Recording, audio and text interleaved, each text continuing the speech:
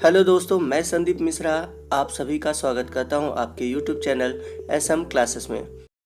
दोस्तों, ये साइकिल से रिलेटेड आज आखिरी पार्ट है और इस पार्ट में हम डिस्कस करेंगे पोलिनेशन की, फर्टिलाइजेशन के बाद होने वाले जो एम्ब्रियोनिक डेवलपमेंट है उनकी बात करेंगे, सीड स्ट्रक्चर, सीड जर्मिनेशन और इसके बाद साइकिल्स के लाइफ साइकिल को डिस्कस करेंगे और लाइफ साइकिल के बाद हम जानेंगे इसके इकोनॉमिक इम्पॉर्टेंट को। तो कुल मिलाकर आज का जो वीडियो है या आज का जो पार्ट है मोस्ट इम्पॉर्टेंट है, क्योंकि एग्ज़ाम में इससे कई क्वेश्चन आते हैं, जैसे कि लाइफ साइकिल आता है और कभी कभी इकोनॉमिक इम्पॉर्टेंट भी पूछा जाता है। इसके पहले साइकिल से रिलेटेड मैंने और भी वीडियो बना रखे हैं, यदि आपने वीडियो नहीं देखे हैं तो उसकी प्लेलिस्ट का लिंक मैंने डिस्क्रिप्शन बॉक्स में दे रखा है, उस लिंक पर क्लिक करके आप उन वीडियो को भी देख सकते हैं। तो बहुत ही इम्पॉर्टेंट टॉपिक है, सभी पार्ट बहुत लंबे हैं, तो आप हर एक पार्ट को अलग अलग देखते चलिएगा। तो आइए लेक्चर को स्टार्ट करते हैं और सबसे पहले बात करते हैं पोलिनेशन की कि साइकस में किस तरह का पोलिनेशन होता है। The pollination is anemophilous, that's mean कि जो साइकस में पोलिनेशन होता है वो विंड के थ्रू होता है और ऐसे पोलिनेशन को हम बोलते हैं anemophilous. The cell of nuclear beak present in the pollen chamber disintegrate and form a viscous fluid. तो जैसा कि हम लोगों ने साइकस के ओव्यूल को देखा था कि जो इसके न्यूक्लियस वाला रीजन होता है जिसपे कि पोलन चैम्बर होता है, उससे एक विशेष प्रकार का चिपचिपा पदार्थ स्रावित होता है। This fluid is cohesive in nature. तो ये जो फ्लूइड होता है ये चिपचिपा होता है। This fluid oozes out of the micropyle and collect in the form of a pollination drop. तो ये जो फ्लूइड होता है ये माइक्रोपाइल रीजन से रिश्ता है और पोलन ड्रॉप के रूप में कलेक्ट होता है। The pollen grain present in the air current eight their 3 cell stages are integrated in the pollination drop. Gradually the pollen drop dries up and the pollen grain are sucked into the pollen chamber through the micropyle. Further drying of the drop seal up the micropyle. Pollen drop help in the collection of pollen grain at the micropyle in all gymnosperm. तो वही बात करें, जो pollen drop होते हैं वो micropylar reason के through बाहर की ओर रहते हैं और ये क्या कहते हैं कि जितने भी पोलन ग्रेन होते हैं वायु में, जिनका थर्ड सेल स्टेज, जैसा कि मैंने जो मेल वाला पार्ट था साइकस का पढ़ाया होगा तो उसमें देखा होगा कि जो पोलन ग्रेन होते हैं वो 3 सेल स्टेज के होते हैं। तो जब 3 सेल स्टेज वाले जो पोलन ग्रेन होते हैं वो इस ड्रॉप से चिपक जाते हैं और चिपकने के बाद जब ये ड्रॉप सूखता है तो वो माइक्रोपाइलर रीजन को क्लोज कर देता है ताकि अब दूसरे पोलन ग्रेन इसमें ना आ सकें। और इस तरह जितने भी जिम्नोस्पर्म होते हैं उनमें पोलिनेशन इसी तरह से होता है। तो आइए नेक्स्ट हम लोग डिस्कस करते हैं फर्टिलाइजेशन। और हम सभी जानते हैं कि पोलिनेशन के बाद ही फर्टिलाइजेशन होता है। At the time of fertilisation the nucellar tissue between the pollen chamber and the archegonial chamber disorganise and simultaneously the ventral canal nucleus also disappear. The pollen tube reach to the archegonial chamber. The tip of the pollen tube rupture releasing two male gamete and fluid content. तो वही करें बात fertilisation की। तो जब fertilisation होता है तो न्यूक्लियर टिश्यू और जो पोलन चैम्बर होते हैं वो अव्यवस्थित हो जाते हैं, डिसऑर्गेनाइज हो जाते हैं और जल्द ही जो वेंट्रल कैनाल होता है, न्यूक्लियस होता है, वो डिसअपियर हो जाते हैं और जो पोलन ट्यूब होता है वो आर्चिगोनियल चैम्बर में खुल जाता है और उसके बाद जो पोलन ट्यूब होता है वो रप्चर करके जितने भी मेल गैमिट होते हैं उन्हें पहुंचा देता है फीमेल गैमेटोफाइट के अंदर। साइकस में जो स्पर्म होते हैं वो फ्लैजेलेट होते हैं जिन्हें हम बोलते हैं एंथेरोजॉइड्स और ये मल्टी फ्लैजेलेट होते हैं और मोटाइल होते हैं, जैसा कि आप इमेज में देख सकते हैं एंथेरोजॉइड को। Each sperm cell consist of a large nuclei surrounded by a thin layer of cytoplasm. The flagella are arrange spirally in a band like structure. तो प्रत्येक स्पर्म जिसे हम बोलते हैं एंथेरोजॉइड, इसमें जो सिलिया होते हैं एक बैंड के फॉर्म में चारों तरफ अरेंज होते हैं spirally. The pollen tube is haustorial in nature, it digest its way to nucleus to the archegonia. कहने का मतलब यह है कि ये हास्टोरियल इन नेचर होते हैं, मीन्स जो आर्चिगोनिया के बीच में जितने भी न्यूक्लियस टिश्यू आते हैं ये उन्हें डाइजेस्ट कर देते हैं, जैसा कि फंगस में हास्टोरिया करता है, वही मैनर से ये डाइजेस्ट करते हैं, इसलिए इसको बोला जाता है haustorial in nature. Only a single sperm enter in a archegonium through the neck. तो केवल एक ही स्पर्म पहुंचता है आर्चिगोनियम के अंदर नेक कैनाल सेल के through. Only the male nucleus of the sperm fuse with the egg nucleus to form zygote, that is called oosphere. The fertilization in cycles take place with the help of motile sperm which is called zygogamy. तो sperm cell जिसे हम बोलते हैं एंथेरोजाइट का nucleus female के nucleus के साथ fuse होता है, मीन्स एक सेल के साथ फ्यूज होता है और फॉर्मेशन करता है जाइगोट का। और इनमें अर्थात साइकस में जो फर्टिलाइजेशन होता है वो मोटाइल स्पर्म के थ्रू होता है और इस प्रोसीजर को हम बोलते हैं जूडोगैमी। When the fertilization take place with the help of motile sperm, is called zoidogamy. तो जब फर्टिलाइजेशन मोटाइल स्पर्म के थ्रू अर्थात एंथेरोजॉइड के थ्रू होता है तो उसे हम बोलते हैं जूडोगैमी। तो आइए पोलिनेशन से लेकर फर्टिलाइजेशन के पूरे प्रोसीजर को हम लोग एनिमेशन के थ्रू देखते हैं और समझते हैं। तो जैसा कि इमेज में आप देख सकते हैं, ये फीमेल गैमेटोफाइट है साइकस का, जो कि मैच्योर ओव्यूल का सेक्शन है। और जैसा कि मैंने बताया था, जो मेल गैमेट होते हैं वो 3 सेल स्ट्रक्चर होते हैं। यहाँ पे आप 3 सेल स्ट्रक्चर देख सकते हैं, ट्यूब सेल है, जनरेटिव सेल है, प्रोथेलिया सेल है। तो पोलन ग्रेन का डिस्पर्जन होता है विंड के थ्रू, जिसे हम बोलते हैं एनिमोफिली। जैसा कि मैंने बताया था कि विंड के थ्रू ये पोलन ग्रेन फीमेल गैमेटोफाइट पर जाते हैं। तो ये 3 सेल स्ट्रक्चर होते हैं। अब जब ये फीमेल गैमेटोफाइट पर जाते हैं माइक्रोपाइलर रीजन के थ्रू, तो जो इनका बिग न्यूक्लियस होता है वो डिसअपीयर हो जाता है। और ये जब पोलन चैम्बर में पहुंच जाते हैं तो इनमें फॉर्मेशन होता है पोलन ट्यूब का, और पोलन ट्यूब न्यूक्लियस में इमर्ज हो जाता है और उनसे न्यूट्रिशन लेने लगता है। न्यूट्रिशन लेते समय इनमें जो 2 मेल गैमेट अर्थात एंथेरोजॉइड का फॉर्मेशन होता है, जो कि स्पर्म सेल कहलाते हैं। और इन एंथेरोजॉइड पे ढेर सारे सीलिया स्पाइरली अरेंज होते हैं। अब ये एंथेरोजॉइड आर्चिगोनिया पे पहुंचते हैं। आर्चिगोनिया के जो नेक सेल हैं उनको ख़त्म करते हैं और जाकर इनके जो न्यूक्लियस होते हैं एक सेल से फ्यूज कर जाते हैं, जैसा कि आप इमेज में देख सकते हैं। तो ये पूरा प्रोसीजर था पोलिनेशन से लेके फर्टिलाइजेशन तक। और एक सेल से फ्यूज होते ही फॉर्मेशन हो जाता है जाइगोट का, और इस प्रकार जो साइकस का गैमेटोफाइट स्टेज था वो खत्म हो जाता है। अब फॉर्मेशन हो जाता है स्पोरोफिटिक स्टेज का। तो जाइगोट के फॉर्मेशन के बाद स्टार्ट हो जाता है एम्ब्रियोनिक डेवलपमेंट। तो ये देखते हैं कैसे एम्ब्रियोनिक डेवलपमेंट होता है। द फर्टिलाइज एग जाइगोट और oosphere is the first cell of sporophyte. तो जो फर्टिलाइज एग है या फिर जिसे हम कह सकते हैं जाइगोट, ये स्पोरोफाइट स्टेज का सबसे पहला सेल होता है। The zygote contain dense cytoplasm and a large nucleus. और इस साइटोप्लाज्म में डेंस साइटोप्लाज्म और एक बड़ा सा न्यूक्लियस होता है। It in large in size and finally form the embryo. और ये साइज में बड़ा होता है और धीरे धीरे इसमें डिवीजन स्टार्ट होता है और इसके थ्रू एम्ब्रियो का फॉर्मेशन होता है। In this whole process 1 year time is utilize. और ये पूरे प्रोसीजर में अर्थात एम्ब्रियो के बनने में पूरे 1 साल का समय लग जाता है। The nucleus movement at the base and start dividing by free nuclear division to form about 256 free nuclei. और इसमें जो न्यूक्लियस बनते हैं डिवीज़न के थ्रू वो बेस में चले जाते हैं और इनमें फ्री न्यूक्लियर डिवीज़न होता है और लगभग 250 न्यूक्लियस का फॉर्मेशन हो जाता है। The nuclei and cytoplasm of the central region disorganise forming a central vacuole and the wall formation take place from the base and advance toward the upper side forming small mass of cell। तो जो nuclei बने हैं वो disorganise होते हैं, अव्यवस्थित होते हैं। जनरली सेंटर में इनके एक फॉर्मेशन हो जाता है वैक्यूल का और धीरे धीरे सभी सेल के बीच वॉल का फॉर्मेशन स्टार्ट हो जाता है। और ये जो वॉल का फॉर्मेशन होता है वो बेस से अपर साइड की ओर होता है। This embryonal mass of cell is called pro embryo. और इस एम्ब्रियोनिक सेल को हम बोलते हैं प्रो एम्ब्रियो, जैसा कि इमेज में आप देख सकते हैं। It is meristematic in nature. Some of the nuclei in the upper region remain without cell wall. और ऊपर के जो कुछ सेल होते हैं, न्यूक्लियस होती है, वो सेल वॉल का फॉर्मेशन नहीं हो पाता। तो आइए नेक्स्ट हम देखते हैं कि प्रो एम्ब्रियो में कितने रीजन होते हैं और ये कैसे दिखाई देते हैं। The pro embryo soon get differentiated into 3 zone. तो जो प्रो एम्ब्रियो होते हैं जल्द ही 3 रीजन में डिवाइड हो जाते हैं। Upper haustorial zone at the micropylar end, और माइक्रोपाइलर एंड पे जो होता है वो हास्टोरियल जोन कहलाता है। मिडिल जोन कहलाता है सस्पेंशन जोन और बेसल जोन कहलाता है एम्ब्रियोनल जोन, जैसा कि इमेज में आप देख सकते हैं। The haustorial zone absorb nutrition for the development of embryo. तो जो हास्टोरियल जोन होता है वो न्यूट्रिशन एब्जॉर्ब करता है एम्ब्रियोनिक डेवलपमेंट के लिए।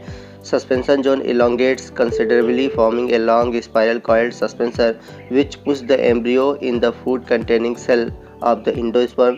The embryonal zone is differentiated into embryo. It is differentiated into 2 cotyledon। तो हास्टोरियल जोन के नीचे पाया जाने वाला जो सस्पेंशन जोन होता है वो लंबा होता है और धीरे धीरे स्पाइरली और क्वाइल्ड स्ट्रक्चर बनाकर वो इंडोस्पर्म के अंदर चला जाता है। वही बात करें हम तीसरे जोन की, जो कि है एम्ब्रियोनल जोन। ये डिफ्रेंशिएट होता है एम्ब्रियो में और डिफ्रेंशिएट होकर 2 कॉटिलीडन का फॉर्मेशन करता है। तो जनरली साइकस में 2 कॉटिलीडन होते हैं, but in case of Cycas circinalis में 3 कॉटिलीडन बनते हैं। तो आप एक इम्पॉर्टेंट पॉइंट याद रखिएगा कि जो साइकस होते हैं उनमें 2 कॉटिलीडन होते हैं और जनरली 2 कॉटिलीडन आपके डाइकॉट में भी पाए जाते हैं। तो इससे क्वेश्चन बन सकते हैं बट कॉम्पिटिटिव एग्जाम में। आगे बढ़ते हैं अगले पॉइंट की ओर। A plumule in then differentiated between the cotyledon. A plumule is then differentiated in between the cotyledonary depression. और जो प्ल्यूम्यूल है उसका फॉर्मेशन होता है कॉटिलीडन के डिप्रेशन के बीच में। और आप सभी जानते हैं कि प्ल्यूम्यूल के थ्रू ही सूट का फॉर्मेशन होता है। The embryonal part lying below the cotyledonary attachment is the hypocotyl.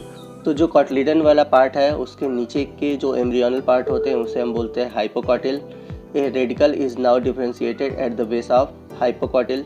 तो जो रेडिकल होते हैं, जैसा कि मैंने पीछे बताया था कि रेडिकल के थ्रू फॉर्मेशन होता है हमेशा रूट का, तो जो रेडिकल वाला पार्ट होता है वो हाइपोकॉटिल के बेस पर प्रोड्यूस होता है। It is a protected by a hard pad like protective covering is called coleorhiza. It provide protection to the radical. अब वही बात करें, जो रेडिकल होता है वो एक हार्ड पैड लाइक स्ट्रक्चर के थ्रू कवर्ड होता है जिसे हम बोलते हैं कोलियोराइजा, और ये एक तरह से रेडिकल को प्रोटेक्ट करता है। सेवरल आर्चिगोनिया में be fertilize in an ovule of cycas. It result in the formation of several zygote. These zygote may undergoes initial development but usually one embryo reach maturity. तो जितने भी archegonia थे ovule में वो सभी fertilise होते हैं और फॉर्मेशन करते हैं जाइगोट का, लेकिन जब डेवलपमेंट की बात आती है अर्थात जो एम्ब्रियोनिक डेवलपमेंट होता है तो उसमें केवल एक ही एम्ब्रियो मैच्योरिटी तक पहुंचता है। सेम ऐसा ही पाइनस में भी होता है। अगर आप पाइनस में एनिमेशन वीडियो देखेंगे तो उसमें आपको ये चीज़ें दिखाई देंगी। नेक्स्ट है हम डिस्कस करते हैं structure of seed. After fertilization ovule is transfer into seed. तो फर्टिलाइजेशन के बाद जो ओव्यूल होता है वो सीड में कन्वर्ट हो जाता है। The nucleus and the inner layer of integument are use up the nourishment by developing embryo. The mature seed appear as orange red और रेडिश ब्राउन स्ट्रक्चर। तो जो न्यूक्लियस होते हैं और इनर लेयर होते हैं इंटीग्यूमेंट के वो यूज़ हो जाते हैं एम्ब्रियो के नरिशमेंट में, और जो मैच्योर सीड होता है वो जनरली ऑरेंज रेड कलर या रेडिश ब्राउन कलर का होता है। तो यदि अगर हम सीड के स्ट्रक्चर की बात करें तो सबसे पहला जो पार्ट है वो है टेस्टा। इसे हम बोलते हैं seed coat. It is form by the outer brightly coloured fleshy layer and the middle layer of the integument. तो जो टेस्टा या जिसे हम कहते हैं सीड कोट, इसका फॉर्मेशन इंटीग्यूमेंट के मिडिल पार्ट और जो आउटर पार्ट है उनके फॉर्मेशन के थ्रू होता है, और जो आउटर पार्ट इंटीग्यूमेंट का होता है वो ब्राइटर कलर देता है। आइए बात करते हैं अगले पार्ट की जो कि है micropyle. It is present in the form of small opening at the top of seed. तो जो माइक्रोपाइल रीजन था हम लोगों ने पढ़ा था ओव्यूल में, तो ये एक स्मॉल ओपनिंग होता है सीड के टॉप पर। थर्ड पार्ट है सीड का endosperm. Inner to the seed coat lie the wall tissue called endosperm. The cell store a large amount of food material. तो जो सीड कोट होता है उसके जस्ट नीचे पाया जाता है एंडोस्पर्म, और ये एक तरह से रिजर्व फूड मटेरियल होता है जो कि सीड को या एक तरह से कहते हैं कि सीड के अंदर जो एम्ब्रियो है उसको न्यूट्रिशन प्रोवाइड करता है। और जैसा कि मैंने बताया था जितने भी जिम्नोस्पर्म होते हैं उनमें जो इंडोस्पर्म होते हैं वो हैप्लॉइड होते हैं, ये बात याद रखिएगा। और जिम्नोस्पर्म के केस में जो इंडोस्पर्म का फॉर्मेशन होता है वो फर्टिलाइजेशन के पहले होता है, जबकि एंजियोस्पर्म में फर्टिलाइजेशन के बाद होता है और इंडोस्पर्म ट्रिप्लॉइड होता है, बट जिम्नोस्पर्म में हैप्लॉइड होता है। अब बात करते हैं सीड के लास्ट पार्ट की जो कि है embryo. Embedded in the endosperm lie the embryo. तो ये जो एम्ब्रियो होते हैं वो इंडोस्पर्म के अंदर पाए जाते हैं। It consist of 2 cotyledon. इसमें 2 कॉटिलीडन होते हैं, प्ल्यूम्यूल होता है और रेडिकल होता है। The embryo remain suspended in endosperm by a long spirally coiled suspension. तो जो एम्ब्रियो होता है वो इंडोस्पर्म के अंदर स्पाइरली कॉइल्ड जो सस्पेंशन होता है, जैसे हम लोगों ने पढ़ा था कि एक और एम्ब्रियो का एक पार्ट होता है सस्पेंशन जो कि कॉइल्ड स्ट्रक्चर होता है, तो ये कॉइल्ड स्ट्रक्चर के फॉर्म में जो एम्ब्रियो होते हैं इंडोस्पर्म के अंदर पाए जाते हैं। तो आइए इमेज में आपको दिखा देता हूँ। आइए नेक्स्ट पॉइंट को डिस्कस करते हैं जो कि है germination of seed. Seed remain visible for not more than a few month. तो जो सीड होते हैं जनरली 1 महीने तक विजिबल नहीं रहते। विजिबल रहने का मतलब यहाँ पर है कि इनमें जर्मिनेशन नहीं होता। Under suitable condition the seed start germination. और जब सुटेबल कंडीशन आता है तो इनमें जर्मिनेशन स्टार्ट हो जाता है। It absorb water and embryo expand. The expansion of the embryo break open the hard coat. तो जो एम्ब्रियो होता है वो वाटर एब्जॉर्ब करके सीड कोट को क्रॉस करके बाहर की ओर आता है। और जो एम्ब्रियो का रेडिकल वाला पार्ट होता है उससे फॉर्मेशन होता है रूट का, और जो प्लूम्यूल वाला पार्ट होता है उससे फॉर्मेशन होता है शूट। और साइकस में जो सीड जर्मिनेशन होता है वो हाइपोजियल होता है, अर्थात जो कॉटलीडन होते हैं वो सॉइल के अंदर होते हैं। जैसा कि हम लोगों ने पाइनस में पढ़ा था कि जो पाइनस में सीड जर्मिनेशन होता है वो एपीजियल होता है। क्यों? क्योंकि इनके जो कॉटलीडन होते हैं सॉइल के ऊपर होते हैं। तो साइकस के केस में हाइपोजियल और पाइनस के केस में एपीजियल, आप इसको याद रखिएगा। नेक्स्ट हम लोग डिस्कस करते हैं साइकस के लाइफ साइकिल को। तो यदि आपने पिछला पूरा पार्ट देखा है जिसमें कि आप गैमेटोफाइट और स्पोरोफाइट स्टेज अगर आपने देखे हैं तो इनके लाइफ साइकिल को इजीली समझ सकते हैं और लिख सकते हैं। तो सबसे पहले अगर हम देखें तो इनका जो मेन प्लांट होता है वो स्पोरोफाइट होता है, जैसा कि इमेज में आप ऊपर की ओर टॉप पर देख सकते हैं। और ये मेल और फीमेल प्लांट इसमें अलग अलग होते हैं। तो जो मेल प्लांट होता है आप ऊपर फिगर में देख सकते हैं, इसे माइक्रोस्पोरोफिल बनते हैं, और इसमें जो फीमेल प्लांट होता है उससे बनता है मेगा स्पोरोफिल। तो मैं जो भी पॉइंट बोलता चल रहा हूँ आप इमेज में देखते चलिए, क्लॉकवाइज वो बना हुआ है और आपने हर पार्ट को पढ़ा हुआ है तो आप उससे क्लियरली समझ सकते हैं और लिख सकते हैं। तो जैसा कि मैंने बताया था कि जो मेल प्लांट होते हैं उसमें बनता है माइक्रो स्पोरोफिल, और जो फीमेल होते हैं उससे बनता है मेगा स्पोरोफिल। माइक्रो स्पोरोफिल में होते हैं माइक्रो स्पोरेंजिया, और मेगा स्पोरोफिल में होते हैं मेगा स्पोरेंजिया, जो कि फॉर्मेशन कराते हैं या जिसे हम कहते हैं ओव्यूल्स। तो एलएस ऑफ ओव्यूल आपने पढ़ा ही है, और मेल और फीमेल के लिए मैंने अलग वीडियो बना रखा है। तो जो माइक्रो स्पोरेंजियम होते हैं उससे प्रोड्यूस होते हैं आपके माइक्रोस्पोर मदर सेल, जिसमें कि रिडक्शन डिवीज़न होता है, और इसके थ्रू बनता है आपका पोलन ग्रेन, और पोलन ग्रेन के अंदर फॉर्मेशन होता है एंथेरोजॉइड का। तो आप लास्ट में जाकर देख सकते हैं एंथेरोजॉइड बना है, और 2 एंथेरोजॉइड बनते हैं जो कि मल्टीसिलिएट होते हैं और स्पाइरली अरेंज होते हैं इनमें सिलिया। वही बात करें हम मेगा स्पोरेंजियम की, तो मेगा स्पोरेंजियम अर्थात ओव्यूल, तो ओव्यूल के अंदर बनते हैं मेगा स्पोर मदर सेल, जिसमें भी रिडक्शन डिवीज़न होता है। तो 4 सेल बनते हैं, 4 में से एक मैच्योर रहता है और 3 जो होते हैं डीजनरेट हो जाते हैं, और उसी एक से बनता है या फॉर्मेशन होता है आपका आर्चेगोनियम का। ठीक है, तो आप देख सकते हैं आर्चेगोनियम का डेवलपमेंट सब मैंने बताया है, तो मैं सिंपली यहाँ पर आपको समझा दे रहा हूँ, आप डिटेल में वीडियो में देख सकते हैं। अब जो आर्चेगोनियम बना, आर्चेगोनियम के अंदर मैच्योर एक सेल होता है। अब जो एंथेरोजॉइड होते हैं जाकर इसमें फ्यूज़ होते हैं, फ्यूज़ करने के बाद बनाते हैं जाइगोट। तो इस प्रकार जो इसके गैमेटोफाइट स्टेज थे वो खत्म होते हैं, अब स्पोरोफाइट स्टेज स्टार्ट होता है। जाइगोट में डिवीज़न होता है, तो मल्टी न्यूक्लियर स्ट्रक्चर बनाते हैं जो जनरली 250 सेल के होते हैं, और जो पूरे किनारों पर चले जाते हैं, जिसे हम बोलते हैं प्रो एम्ब्रियो। अब प्रो एम्ब्रियो में डेवलपमेंट स्टार्ट होता है, और धीरे धीरे एम्ब्रियोनिक डेवलपमेंट के थ्रू ये फॉर्मेशन करते हैं सीड का, सीड जर्मिनेट करके फिर से स्पोरोफाइट प्लांट का फॉर्मेशन कर देता है। तो ये थी इनकी लाइफ साइकिल। तो आप सिंपली इसको बुक से लिख सकते हैं, बट मैंने आपको डायग्राम के थ्रू समझा दिया है। तो याद रखिएगा, इनमें जो लाइफ साइकिल होता है वही अल्टरनेशन ऑफ जनरेशन होता है। इसमें गैमेटोफाइट और स्पोरोफाइट अल्टरनेटिव फॉर्म में आते रहते हैं। ठीक है, जो मेन प्लांट होता है याद रखिएगा स्पोरोफाइट होता है। और इनमें एक मोस्ट इम्पॉर्टेंट टॉपिक ये है कि इसमें जो पोलन ग्रेन है उसके अंदर फॉर्मेशन जो होता है मेल गैमेट का वो एंथेरोजॉइड के रूप में होता है। तो ये 2 चीज़ें हैं जो इम्पॉर्टेंट है, याद रखिएगा। आइए बढ़ते हैं अगले टॉपिक की ओर, जो कि है हमारा इकोनॉमिक इम्पॉर्टेंस ऑफ साइकस। तो अगर हम इनके इकोनॉमिक इम्पॉर्टेंस को देखें तो पहला पॉइंट है several species of Cycas like Cycas revoluta, Cycas circinalis, Cycas beddomei are grow in the garden as a ornamental plant. तो साइकस की जो कुछ जातियाँ होती हैं जैसा कि साइकस रिवोल्यूटा है, साइकस ससिनेलिस है, साइकस बेडमी है, इनका यूज़ बगीचे में सजाने के रूप में होता है। From the stem sago a kind of starch is obtained, hence it is also called sago palm। तो जो आपके साइकस होते हैं इनको सागो पाम भी कहते हैं, क्योंकि इनके स्टेम से एक स्टार्च लाइक स्ट्रक्चर प्रोड्यूस होता है जिसे हम बोलते हैं सागो, इसलिए इनका नाम है sago palm. Generally cycas revoluta को सागो पाम कहा जाता है। तो ये इंपॉर्टेंट पॉइंट है, आप इसे याद रखिएगा। सागो आप जनरली अगर लोकल लैंग्वेज में आप जानते होंगे तो साबूदाने को कहा जाता है, तो साबूदाना जो होता है इसी से प्राप्त होता है। नेक्स्ट बात करते हैं इम्पोर्टेंस की। Leaves of Cycas circinalis are used to prepare hats, basket and mats. The leaves of cycas are extremely used for decorating purpose and floral decoration. तो इनकी जो पत्तियाँ होती हैं जनरली हैट है, बास्केट है, मैट है और कुछ अदर जो डेकोरेटिंग पर्पज़ है उसमें उपयोग किया जाता है। The resin obtain from Cycas rumphii is applied to malignant ulcer. तो जो साइकस रम्फी है इसकी एक जाति, उससे रेजिन ऑब्टेन किया जाता है जिसका यूज़ किया जाता है घातक जो अल्सर बीमारी है उसके उपचार में।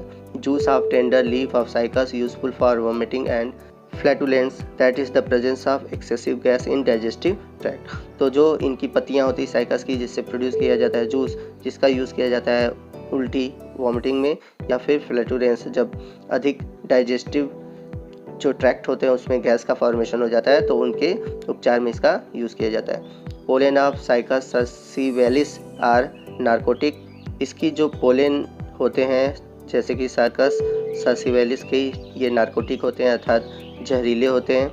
वहीं बात करें हम its seed ground to paste with coconut oil are useful for sores and swelling. Seed of cycas are roasted and are use as a food in Assam and certain island. तो जो आसाम और कुछ आइसलैंड हैं वहाँ पर इनके सीड को roasted करके भूज कर खाया जाता है। The seed and stem of Cycas revoluta are used in making wine in Japan. तो जो इनके बीज हैं और इनकी जो तने हैं जैसे कि साइकस रिवुलेटा, इसका यूज़ किया जाता है रस्सी और तारों के निर्माण में, और ऐसा कहाँ होता है? जापान में। The flower of seed of cycas is called indum poddy and is used in the preparation of cake and porridge।